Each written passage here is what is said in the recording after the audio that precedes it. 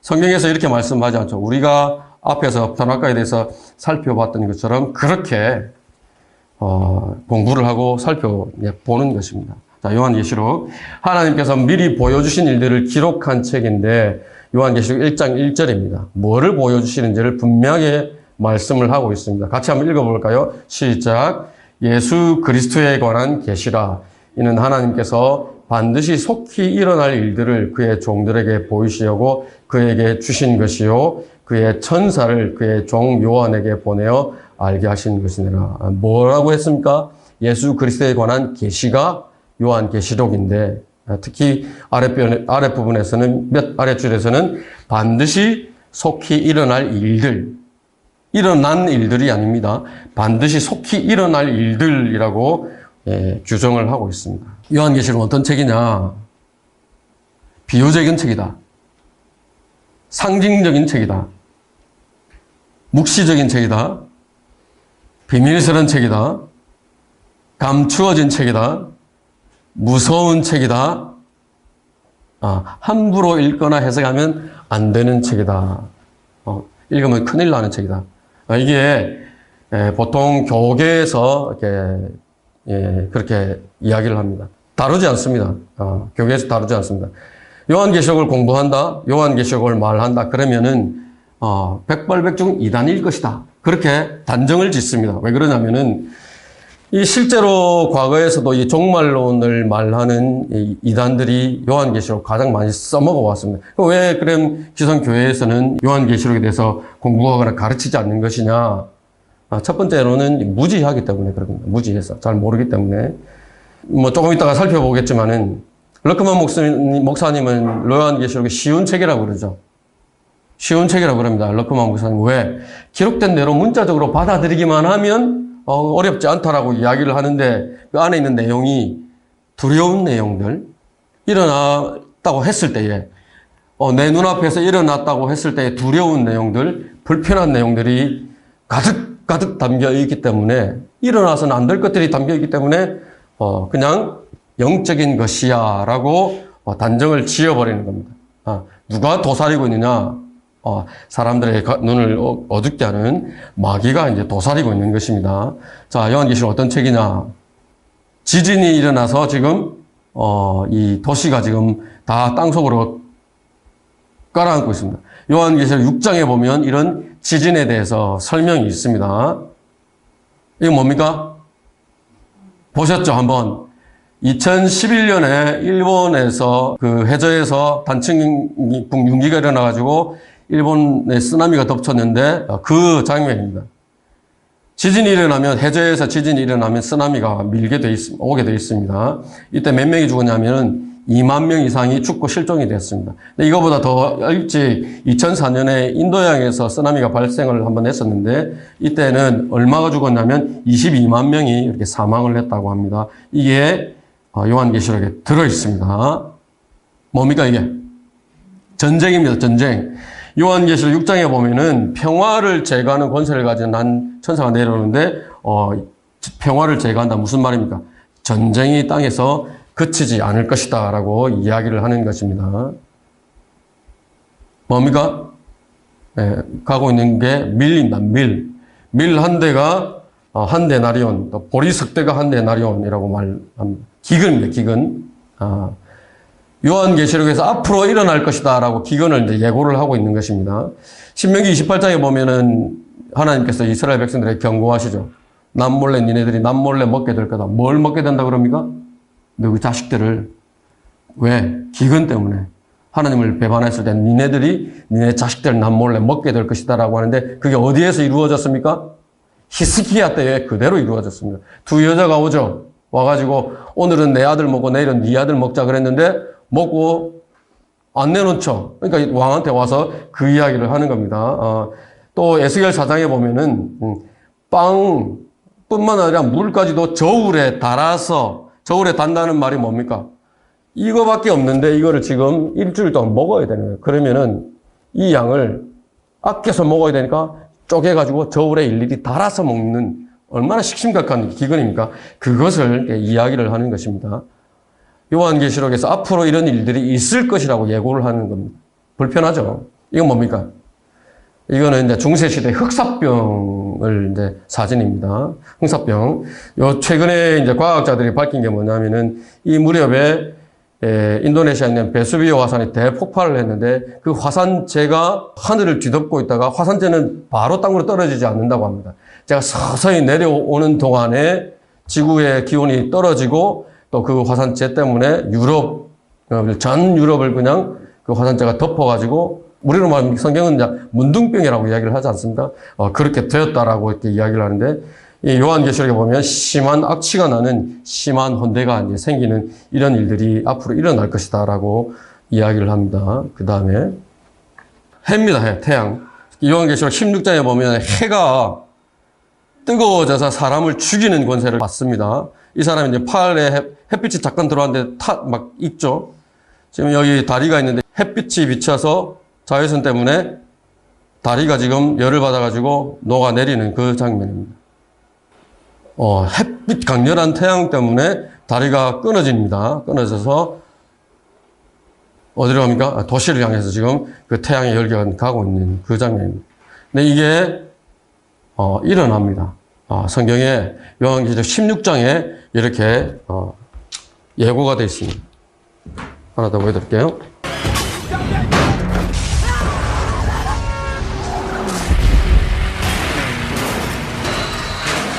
네, 아까 그 처음에 보여드렸던 그 장면이 나왔습니다. 나왔는데 도시가 이렇게 해일에 의해서 이렇게 다 잠깁니다.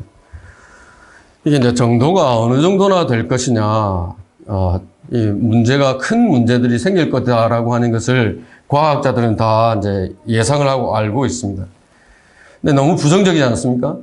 그죠? 너무 부정적이죠. 근데 이런 것들이 일어날 것이다라고 요한계시록에서 분명하게 예고를 하고 있는 것입니다. 그러니까 싫은 거죠. 싫은 것입니다. 교회는 대환란을 통과하지 않습니다. 교회는 대환란을 통과하지 않습니다. 우리와는 상관이 없습니다. 그런데 성경에 보는 많은 본문에서 참고 인내하는 것, 이기는 자, 이런 말들이 계속 나오니까 사람들이 성경을 올바로 나누어서 적용을 하지 못하니까 마치 교회가 대환란을 통과해야 할 것처럼 여겨지고 그러다 보니까 너무 끔찍한 겁니다. 그냥 덮어버리는 겁니다. 자, 요한계시록은 어떤 책이냐. 로마 가톨릭이 이제 멸망할 것을 예고를 하고 있습니다. 요한계시록 17장, 18장에 보면은 그동안의 교회를 대표한다고 했던 그 로마 가톨릭 멸망을 예고를 하고 있습니다. 바빌론이라고 요한계시록 17장에 보면은 큰 도성 바벨론이라고 명명이 되어 있습니다. 또 어떤 일이 있느냐면은 예고를 하냐면 마귀와 또 적그리스도 거짓 선지자의 멸망이 이렇게 예고가 되고 있습니다. 누굽니까? 예수님입니다. 재림하시는 예수님입니다. 흰말을 타고 내려오신 예수님인데 이 예수 그리스도의 지상 재림이 현실로 요한계시록에서는 설명을 하고 있습니다.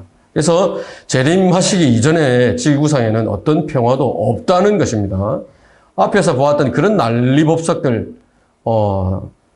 지구가 통째로 다 뒤흔들리는 거죠. 그런 재앙들이 계속 있을 것인데, 언제까지, 주님께서, 재림하시는 주님께서 팔레스타인 땅에 오셔서 다윗의 보좌에 다시 앉기 전까지는 정치적이고 문자적으로 실제적인 왕권을 가지고 오시기 전까지는 평화는 없다는 것입니다. 만물이 회복되는 것 역시나 재림이 이루어져야 회복이 될 것이다 라고 이야기를 하는데, 자, 교계를 다 이루고 있는 후천년주의, 무천년주의, 또 가톨릭, 세상 정부, 지향하는 것과 요한계시록은 반대죠. 다른 것을 이야기합니다. 그러니까 싫은 겁니다. 싫어하는 것입니다. 새로운 정부가 팔레스타인 땅에 세워집니다. 여기 어디입니까? 여기 어디냐면은 오마르 사원입니다. 황금돔 사원입니다. 이슬람 사원입니다. 이 이슬람 사원 안에는 무슬림들만 들어갈 수 있습니다. 관광객들이 가면은 바깥만 접근을 할 수 있는데 바깥조차도 이 보안 체크를 한 다음에 들어갈 수 있고, 그리스도인 한 번 가보고 싶지 않아요? 그죠? 가면은 성경책 절대로 들고 들어갈 수 없습니다. 이 사원 안에는 돌이 하나 있다고 합니다. 모하메드가 계시를 받기 위해서 승천한 돌이라고도 하고, 솔로몬 성전이 세워진 다음에, 이 자리가 원래 성전이 세워져 있던 자리니까, 솔로몬 성전이 세워진 다음에 AD 70년에 성전이, 그 다음에 헤롯 성전이 세워지죠.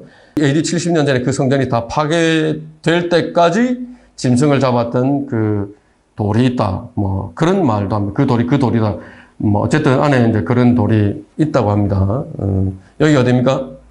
저 앞에 노란색 보이시죠? 오마르 사원 뚜껑 보이시죠? 그 앞에 있는 사람들이 지금 많이 모여 있죠. 여기 어디냐면 통곡의 벽입니다. 이스라엘 사람들이 가서 왕국의 회복을 위해서 기도하는 그 자리입니다. 지금 원래 이 가나안에 있었던 가나안 족속들을 누가 쫓아냈습니까?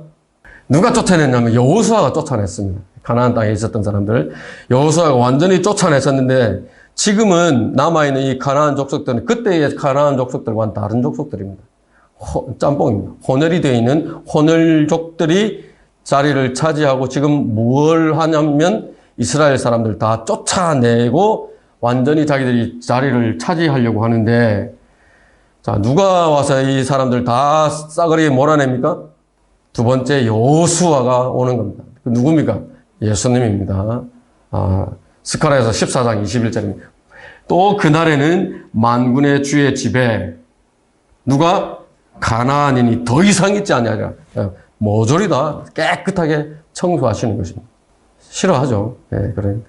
그래서 요한계시록을 이제 말할 때에 이 요한계시록을 해석하는 세 가지 관점들이 있습니다. 하나는 과거학파, 역사학파, 미래학파 그랬습니다. 과거학파의 사람들은 모든 요한계시록의 예언들이 이미 다 성취되었다라고 합니다. 그러면 지금 남아있는 건 뭐가 남아있습니까?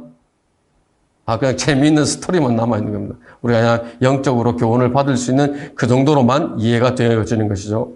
이스라엘을 박해했던 네로가 적그리스도였다. 또 재림은 70년에 예루살렘 성전이 파괴될 때에 이미 고난이 끝나고 재림이 성취가 되었다라고 이야기를 하는데 이건 다 무천년주의자들이 이야기를 합니다. 그 다음은 역사학파입니다. 역사학파. 반은 성경에 있는 그 요한계시록 예언들이 앞으로 되어질 일들을 기록하기는 했지만 대부분의 남아있기는 하지만 대부분의 역사가 4장부터 19장에서 일어나고 있는 그 엄청난 사건들은 대부분 다 역사가 19세기까지 지나오는 동안에 미국과 유럽의 역사 속에서 이미 다 성취가 되었다라고 이야기를 하는 것입니다. 그러면 어떻게 되느냐면은 남는 건 뭐가 남습니까? 그 대환란 기간이 끝나고 나서 뭐가 주어집니까? 천년왕국이죠. 그러면 지금 우리가 해야 되는 건 뭡니까? 천년왕국을 노력을 해서 으쌰으쌰해서 건설하는 겁니다. 후천년주의자들이 이 이야기를 이렇게 하는 것입니다. 그 다음에 미래학파입니다. 성경에 기록된 그대로 앞으로 일어날 일들, 미래에 일어날 일들을 기록한 것이다라고 받아들이는 것인데 이것은 이제 전천년주의적인 관점입니다. 앞에서 과거학파라든지 역사학파라든지 다 의도가 분명하죠. 왜 그렇습니까? 그 끔찍한 일들이 일어나서는 안 된다라고 부정하려고, 미래를 부정하려고 하는 그런 의도를 가지고 말들을 하는 것인데 우리가 아는 것처럼 배후에는 마귀가 있다고 하는 것을 도사리고 있다는 것을 우리가 아는 것이죠. 자, 요한계시록 어떤 책인가? 판모섬입니다. 사도 요한이 여기 유배가 돼서 이 계시를 받은 것입니다. 이 사람이 누구냐면은 이 당시에 유배되었을 당시 AD 90년 당시에 이 로마의 황제로 있었던 도미티안 황제입니다. 자, 요한계시록의 주제입니다. 주제가 뭐냐면 예수 그리스도의 승리와 예언의 완전한 성취입니다. 성경의 주제가 뭐라고 그랬습니까? 성경의 주제는 왕국이라고 그랬습니다. 하나님의 나라와 천국의 왕권이 예수 그리스도에 의해서 회복이 되고 회복된 천년왕국 통치가 이루어지는 그것을 성경은 계속적으로 말씀을 하십니다. 초림에 관한 예언, 예수님에 관한 초림에 관한 152가지 예언이 다 성취되었던 것처럼 이 재림에 관한 500여 가지 예언도 마찬가지로 반드시 그대로 성취될 것이다 라고 하는 것을 성경은 말하고 또 그렇게 보여주고 있는 것입니다. 다음 시간부터 이제 1장부터 좀 구체적으로 더 이제 살펴볼 텐데, 보셨던 것이 이제 이런 내용입니다. 계시록은 어떤 책인가 우리가 살펴봤고요. 또 왜 사람들이 요한계시록을 부정하고 부인하는가 우리가 살펴봤고요. 교회는 대환란을 통과하지 않습니다. 우리는 휴가가 돼서 주님을 만나게 되는 것이죠. 역사는 반드시 이루어집니다. 요한계시록의 역사는 반드시 이루어집니다. 그럼 우리가 해야 할 것들 분명합니다. 오전에 성경 공부, 오전 설교, 또 오후에 요한계시록 서론 동일하죠. 우리가 해야 할 본분, 우리가 서 있는 위치 명확합니다. 우리가 그 안에 잘 머무는 것입니다. 자, 오늘 여기까지 하고요. 우리 다가 일어나셔서 찬송함 부르시겠습니다.